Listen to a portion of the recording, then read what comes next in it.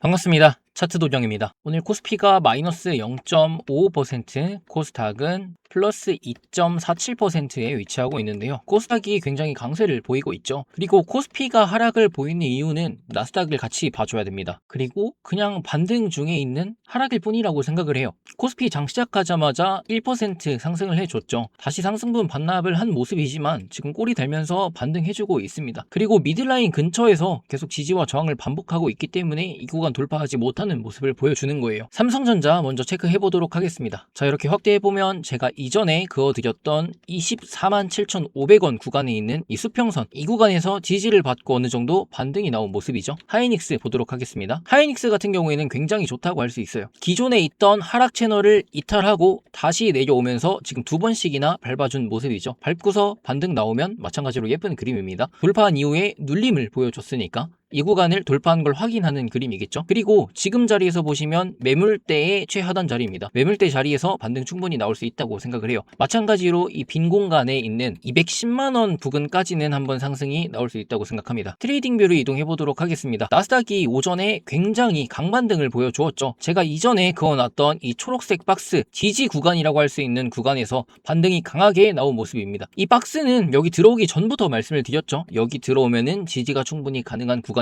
한 구간을 딱 집어서 28,400포인트 여기에서 반등 나오는 게 아니라 이 구간 전체적으로 박스를 만들어 놓고 어디에서 반등이 나와도 이상하지 않다라고 말씀드렸습니다. 반등 잘 나왔지만 왜 빠지고 있을까요? 미들라인 때문이겠죠. 채널의 중간선에서 저항을 맞은 모습입니다. 이전에도 저항 맞았던 모습이고 지금도 마찬가지로 저항 맞았던 모습입니다. 더 앞으로 가보시면 이 구간 한번 보실까요? 저항 맞고 내렸다가 돌파를 해줬죠. 돌파하고 내려올 때는 어느 정도 반등 나온 이후에 다시 재하락. 이런 식으로 미들라인이 지지와 저항의 역할을 가장 많이 하는 구간인데 지금 자리로서는 저항으로 강력하게 작용하고 있다고 생각을 하시면 됩니다. 그러면 반등 나온다면 어디에서 나올 수 있죠? 마찬가지로 이 하단 구간에서 나올 수 있지만 지금 한번 상승이 강력하게 나왔기 때문에 굳이 터치 안 하더라도 올라갈 수 있다고 생각합니다. 돌파하게 된다면 마찬가지로 어딜 확인해야 돼요? 상단에 있는 이 초록색 박스 확인해 줘야겠죠? 길게 늘려볼까요? 이렇게 늘려보면은 하단 구간이 29,000포인트가 됩니다. 29,000포인트 부근까지 상승 이후에 눌림이 출현하는지 확인해 주시면 돼요. 어디까지 눌릴 수 있을까요? 미들라인까지 눌릴 수 있겠죠. 대략 28,600포인트까지 한번 눌려볼 수가 있습니다. 돌파, 저항, 하락, 여기에서 지지 확인하고 다시 한번 돌파 시도, 이런 식으로 움직일 수가 있다는 거죠. 이번에는 삼성전자 일봉 로그 차트를 보도록 하겠습니다. 마찬가지로 121선 부근에서 계속해서 반등이 나오고 있는 상황이죠. 이 구간 이탈하면은 하단까지 열려 있으니까 좀 위험하다고 할 수 있습니다. 제가 이전에 말씀드렸던 구간은 이 갭 구간 23만원 구간까지는 메워볼 수 있다라고 말씀드렸지만 웬만해서는 이 구간 지키고 올라가는 게 좋다라고 말씀드렸죠. 그리고 저번 주 영상에서도 말씀드렸지만 역회된 숄더 패턴 아직까지도 유효하다고 생각하고 있습니다.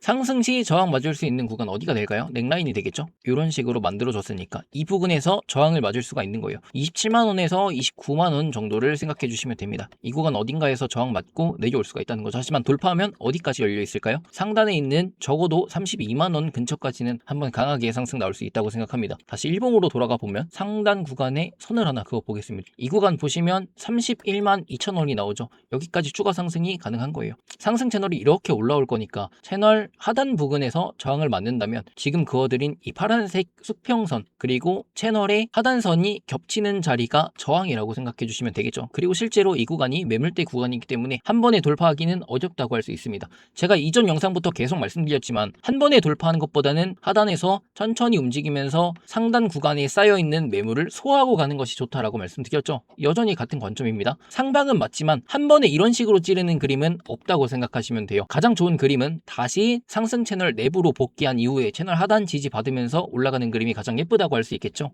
이번에는 하이닉스 일봉 차트입니다. 하이닉스는 상승 채널의 하단 구간을 이탈한 적이 없다고 말씀드렸죠. 그래서 하이닉스가 빠르게 올라가면서 삼성전자와 코스피를 끌어줘야 된다라고 말씀드렸습니다. 하지만 지금 자리 보시면 어느 정도 반등은 나오고 있지만 지금 이탈하려고 하는 모습을 보여주고 있죠. 이거 빠르게 집어넣어야 된다고 생각합니다. 그렇지 않으면 하단에 있는 120선 근처를 터치할 수 있는데 여기까지 내려오게 된다면 결국에는 채널의 하방 이탈로 보는 게 맞다고 할 수 있겠죠. 이 구간에도 선 하나를 그어 보면은 153만 원 정도에 위치하고 있습니다. 여기에서 반등이 나온다고 한들 결국에 하이닉스도 채널의 하단 구간에서 저항을 맞고 이탈할 확률이 굉장히 높습니다. 결국에는 하이닉스가 메인이라고 할 수 있겠죠. 빠르게 채널 내부로 복귀하고 다시 한번 상승 보여주는 모습이 필요합니다. 하이닉스 주봉을 보게 되시면 22평선에서 어느 정도 반등 나온 이후에 그 다음 캔들에서 반등이 나왔지만 위로 긴 꼬리 달면서 마감한 모습을 볼 수 있죠. 고점에서 내려온 캔들을 보시면 위로 길게 꼬리 달린 음봉 도지, 다음에 다시 한번 아래로 꼬리 달면서 하락 장악형이라고 할 수가 있겠죠. 꼬리를 먹으면서 하락하는 모습입니다. 하지만 이 구간에서 위로 꼬리가 달린 걸 보시면 어느 정도 하락을 상쇄하려고 한다, 반등하려는 모습을 보여주고 있다는 겁니다. 그리고 아래로 꼬리가 계속 달리는 것도 매수세가 어느 정도 들어온다고 생각을 하시면 돼요. 이번 주 캔들에서 양봉으로 마감을 해준다면 위에 꼬리까지 먹어가면서 하락에 대한 브레이크가 걸렸다라고 생각해 볼 수가 있겠죠. 그래서 이번 주 캔들 마감이 중요하다고 할 수 있습니다. 게다가 월봉 마감까지 위치하고 있죠. 월봉 캔들에서는 5일선 부근에 위치한 모습입니다. 최대한 꼬리 달면서 올라가 주는 모습이 좋다고 할 수 있어요. 양봉 캔들 자체를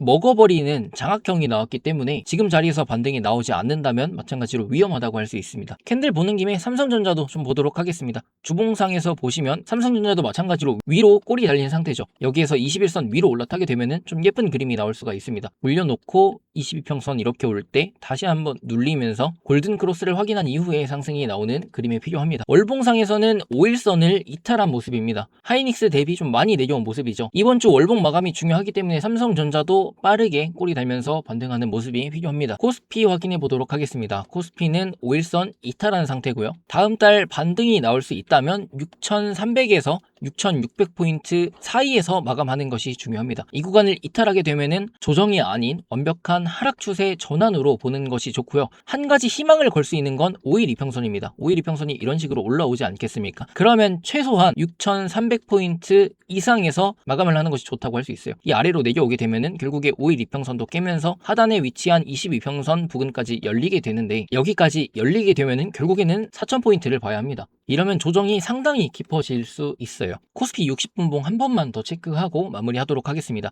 하락 시작 전부터 이런 식으로 추세선 하나만 그어 보아도 당장 상방 이탈을 하지 못한 모습이죠.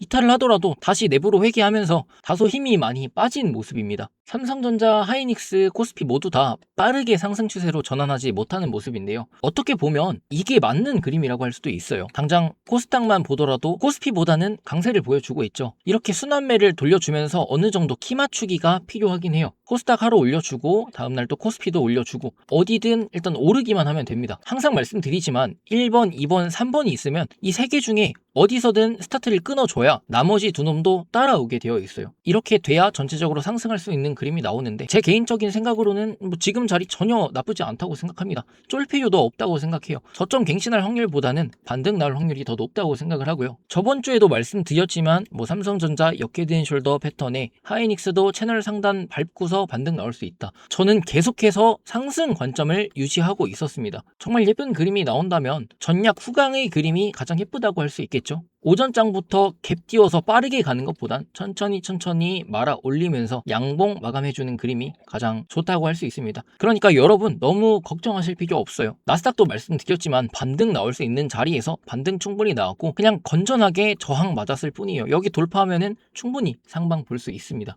그러니 무섭다고 하락하는 거 보고 던질 필요도 없고 오른다고 따라탈 필요도 없어요. 결국에는 매수 자리 주지 않습니까? 그러니 항상 말씀드리는 거지만 신중하게 대응하시면 좋겠어요. 오전 시황은 여기까지 하고 마치도록 하겠습니다. 오후 중에 나스닥이랑 비트코인 그리고 장 마감 시황에서 삼성전자, 하이닉스 차트 분석까지 한번 해보도록 하겠습니다. 시청해주셔서 감사합니다.